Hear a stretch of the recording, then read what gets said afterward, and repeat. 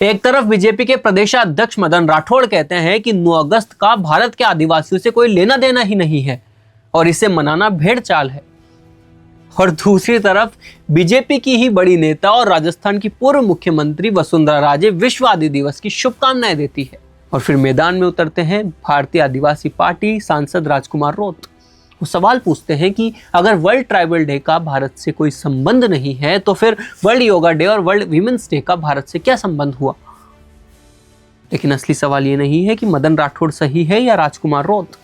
असली सवाल है कि आखिर आदिवासी समाज के मुद्दे को लेकर होने वाली इस राजनीति का असर किस पर पड़ेगा, क्योंकि चुनाव आते हैं तो आदिवासी समाज सबको याद आ जाता है। कभी आदिवासी गौरव की बात होती है तो कभी बिरसा मुंडा की तस्वीरें सामने आने लगती है, कभी आदिवासी संस्कृति और परंपराओं की बात करी जाती है, और कभी किसी बयान के बाद वही समाज राजनीतिक बयानबाजी के बीच खड़ा दिखाई देता है। और राजस्थान में ये कोई छोटा मुद्दा नहीं है।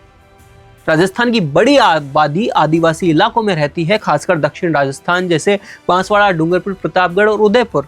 यहाँ पर आदिवासी वोट राजनीति का बड़ा फैक्टर है और यहीं से समझना होगा कि इस पूरे विवाद की असली राजनीति क्या है। मदन राठौड़ का बयान सामने आता है। उन्होंने कहा कि 9 अगस्त का भारत के जनजाति समाज से कोई संबंध नहीं है और लोग इसे भेड़चाल में मनाने लगे हैं। अब ये सिर्फ एक तारीख पर टिप्पणी नहीं रह जाती। क्यों? क्योंकि जब किसी समुदाय से जुड़ा कोई प्रतीक, दिवस या पहचान सार्वजनिक बहस का हिस्सा बनती है तो समुदाय के बीच उसका परसेप्शन भी बनता है। और यही मौका राजकुमार रोत जैसे नेताओं के लिए राजनीतिक रूप से महत्वपूर्ण है। रोत कह सकते हैं कि देखिए, एक तरफ आदिवासी समाज की बात करने का दावा किया जाता है और दूसरी तरफ उसी समाज से जुड़े एक अंतर्राष्ट्रीय दिवस को ही खारिज किया जा रहा है। यानी रोत के लिए ये सिर्फ मदन राठौड़ का बयान नहीं है, ये बीजेपी के खिलाफ आदिवासी अस्मिता की राजनीति को मजबूत करने का एक बड़ा मौका है। और यहीं से सवाल उठता है कि क्या इस तरीके के बयान आदिवासी समाज को मुख्यधारा की राजनीति से दूर कर सकते हैं, या फिर इसका उल्टा भी हो सकता है। क्या इससे बीजेपी को नुकसान होगा और बीएपी जैसे दलों को फायदा मिलेगा? अब यहां पर इसे समझना बहुत जरूरी है, क्योंकि आदिवासी राजनीति अब सिर्फ सड़क, पानी, बिजली और नौकरी तक सीमित नहीं रहा। अब इसमें अपनी आइडेंटिटी भी बहुत बड़ा मुद्दा बन गई है।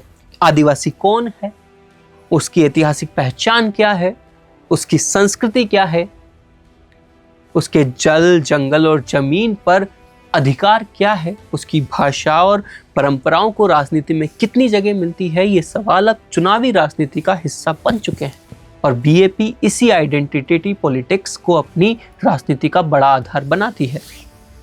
इसलिए जब बीजेपी के किसी बड़े नेता का बयान आदिवासी पहचान से जुड़ता है तो उसका राजनीतिक फायदा या नुकसान सिर्फ बीजेपी और कांग्रेस के बीच तय नहीं होता।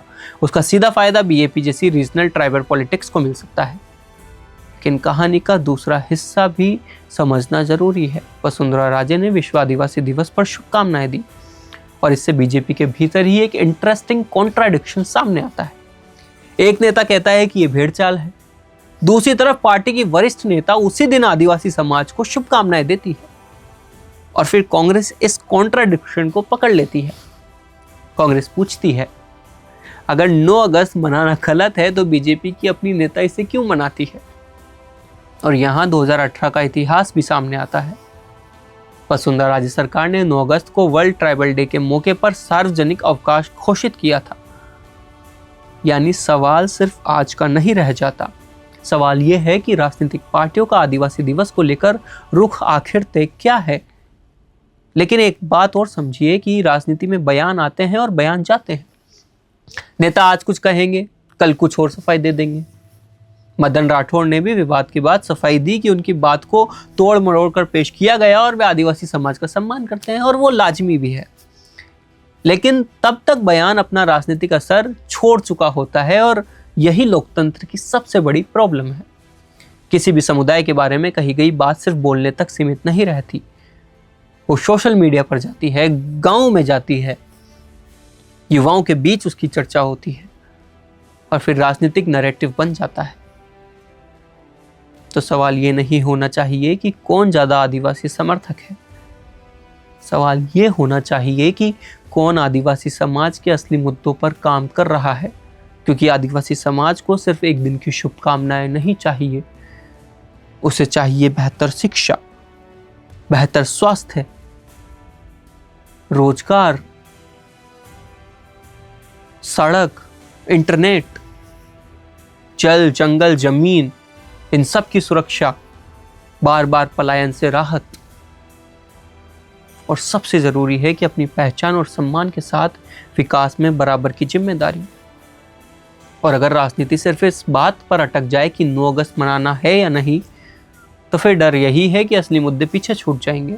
क्योंकि आदिवासी समाज के सामने सवाल ये नहीं है कि नेता किस दिन ट्वीट कर रहा है, सवाल ये है कि आदिवासी इलाकों में स्कूल कैसा है, आदिवासी इलाकों में अस्पताल कैसा है, आदिवासी इलाकों में सड़कें कैसी है, युवाओं के पास रोजगार है या नहीं, पलायन हो रहा है या नहीं, और क्या आदिवासी समाज को अपने फैसलों में वास्तविक राजनीतिक हिस्सेदारी मिल रही है। और शायद यही इस पूरे विवाद से निकलने वाला सबसे बड़ा सवाल है।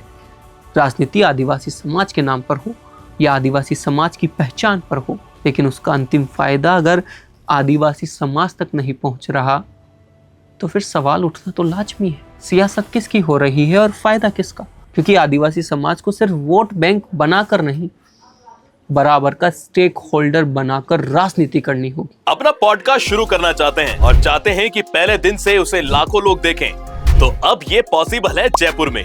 जयपुर का सबसे तेजी से बढ़ता हुआ digital news channel the fact India आपके पॉडकास्ट को वर्ल्ड क्लास बनाने के लिए जयपुर के बीचों बीच श्याम नगर में लाया है world class podcast setup, green screen setup, उसे शूट करने के लिए best state of the art facilities, editor से लेके लाखों फॉलोवर्स और करोड़ों वाली रील्स वाला यूट्यूब चैनल, और ये सब आपको एक ही जगह पर मिलने वाला है। तो पूरी जानकारी के लिए आज ही व्हाट्सएप कीजिए इस नंबर पर।